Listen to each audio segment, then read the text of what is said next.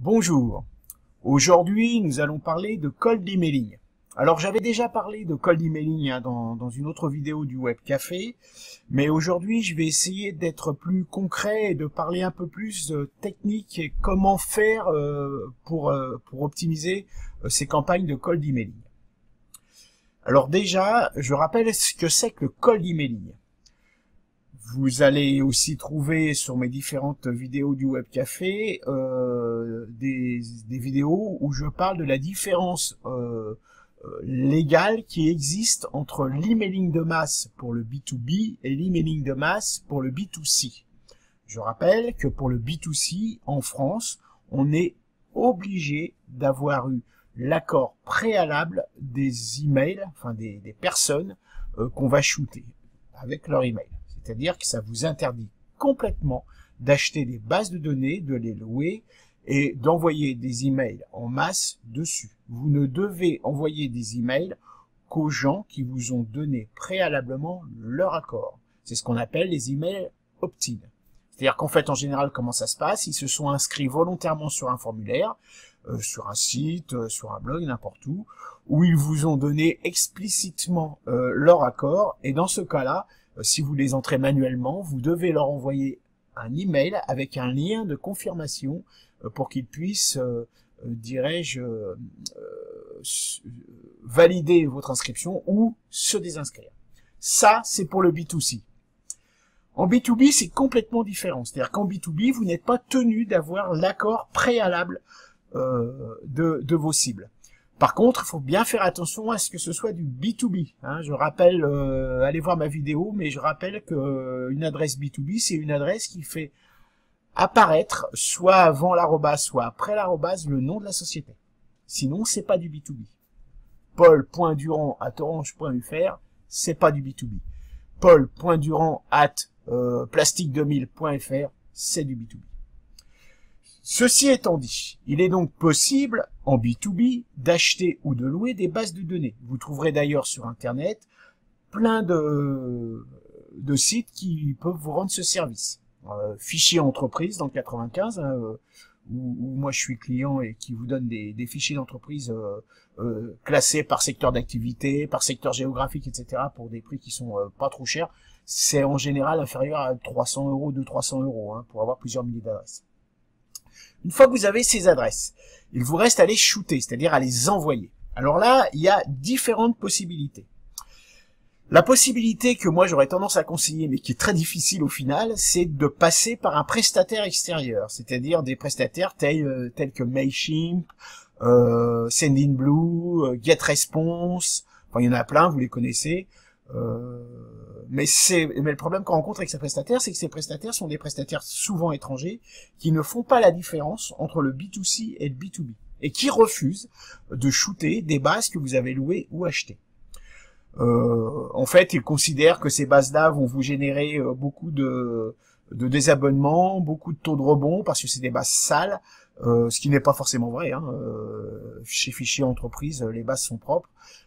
Et qui vont vous générer beaucoup de complaints. Complaints, ça veut dire c'est des gens qui vont vous déclarer en spam. Et en fait, le risque qu'eux prennent en shootant des bases de cette qualité faible, c'est de cramer ce qu'on appelle griller leurs adresses IP. Et du coup, ces adresses IP vont être repérées par les FAI comme étant les fournisseurs d'accès Internet comme étant des adresses de spammers. Ce qui veut dire que toutes les adresses qui vont shooter ensuite vont tomber dans la boîte de spam ou ne vont pas du tout être délivrées par les systèmes. Donc ça, c'est leur crainte. Alors pour, comment dirais-je, pour contourner ce problème, il existe des logiciels que vous pouvez installer sur vos PC. Sarbacane est le plus connu. Sarbacane, il y a deux possibilités, soit par logiciel, soit en mode SaaS. Moi, j'utilise un logiciel qui s'appelle eTarget, qui marche très bien et qui me permet d'envoyer mes emails à partir d'un PC. Mais alors là, attention, parce que c'est votre IP qui va être pris en compte par les FAI. Et c'est votre IP qui risque d'être cramé, pour le coup, et à ce moment-là, tous les emails que vous enverrez à partir de votre IP tomberont en spam, ce qui peut être gênant parce que vous allez aussi continuer à travailler et envoyer des emails à vos clients, etc., etc. Donc il y a quelques précautions à prendre.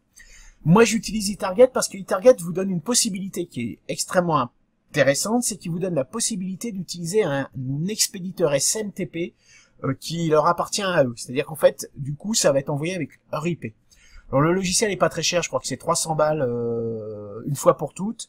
Et après, ça doit être quelque chose comme 79 ou 99 euros par an pour avoir les stats, la première année étant offerte.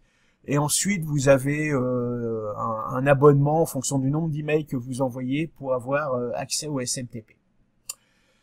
Mais ce SMTP, cette option SMTP chez eTarget n'est pas obligatoire. Vous pouvez très bien continuer à utiliser votre SMTP.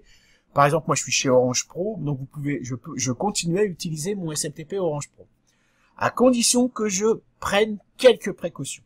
La première précaution, c'est de m'assurer que la base de données que j'achète est vraiment en B2B, donc elle respecte les règles que j'ai édictées tout à l'heure. C'est-à-dire que le nom de l'entreprise apparaît bien d'un côté ou de l'autre de l'arrobase. Donc ça veut dire qu'il faut que vous regardiez, c'est un peu fastidieux, mais c'est indispensable pour réussir, il faut que vous regardiez toutes les adresses email que vous avez achetées, alors s'il y en a 6000, il faut regarder les 6000, et virer celles qui vous semblent être des adresses perso. Ça, c'est la première chose. Parce que si vous tombez sur une adresse perso, vous pouvez tout à fait avoir un problème de déclaration au spam ou une complainte. Ça, c'est la première chose.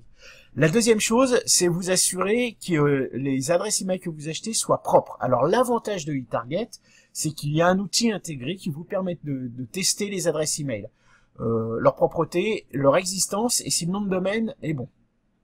Ça, c'est le premier truc. Le deuxième truc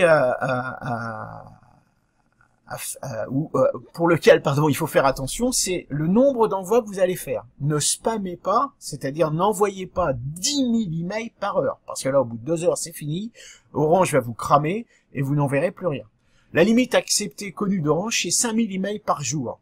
Mais n'allez pas jusque-là. Moi, personnellement, je me contente de 300, 400, 500 emails par jour.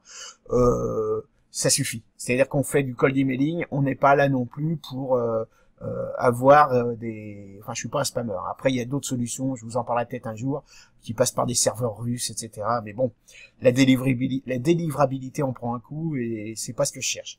Donc, limitez vos nombres d'emails.